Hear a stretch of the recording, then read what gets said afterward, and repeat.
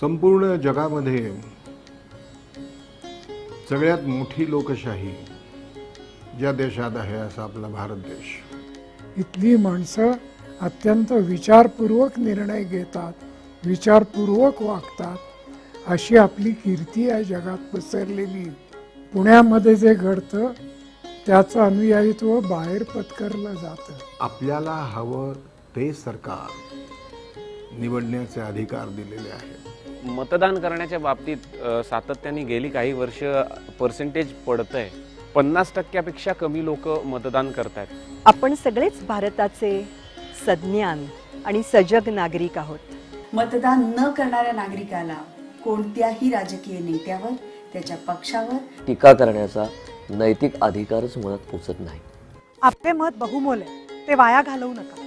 माझ्या एका मतामुळे काय होणार आहे ही वृत्तीच मला वाटतं मुळात वाईट आहे. मतदानाला न जाणं हा खरं तर एक सामाजिक गुन्हाच आहे. की ही लोकशाही जी आपल्याला मिळाली आहे ती सहज येता जाता नाही मिळालेली. याची जबर किंमत एकेकाळी अनेक जणांनी मोजली आहे. अनेकांच्या घराची राख रांगोळी झालेली आहे. अनेकांचे जीव त्यांना गमवावे लागलेले आहेत. आणि एवढी मोठी किंमत मोजून त्यांनी स्वतःसाठी काही मागितलं नाही. तुम्हाला मतदानाचा अधिकार मिळवून दिलाय. घरातल्या मोठ्या माणसांनी मतदान करणं, आवर्जून करणं हे घरातल्या लहान मुलांवरती एक प्रकारचे संस्कार आहेत. शहराच्या विकासाची कास धरा, योग्य उमेदवारास मतदान करा.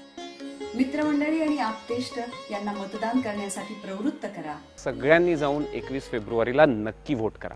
विसरू नका 21 फेब्रुवारी 2017 लोकशाही समृद्ध करण्याच्या मोहिमेत उतरा. मतदानासाठी घेऊ नका द्रव्य. मतदान हे राष्ट्रीय कर्तव्य आहे. हे आवाहन पुणे महानगरपालिकेतर्फे आपल्याला केलं जात आहे. मंगळवार 21 फेब्रुवारी 2017 आपल्याला सगळ्यांना मतदान करायचंय. लक्षात ठेवा की यावेळेला आपल्याला 4 उमेदवारांना मतं द्यायची आहेत. पुण्यामध्ये 100% मतदान झालं असं ऐकायला खूप आवडेल. मतदान आपला अधिकार, आपला अभिमान. आपला अभिमान. आपला अभिमान.